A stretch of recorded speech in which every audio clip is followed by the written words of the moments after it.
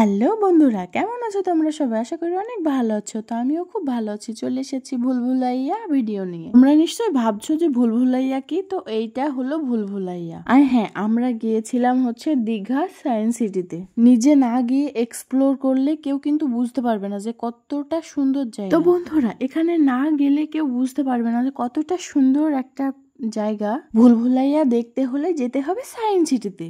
আর এখানে আমি আমার হাজবেন্ড বাবু তো খুবই মজা পেয়েছি, মানে খুব সুন্দর লেগেছে আমাদের এখানে এক্সপ্লোর করে।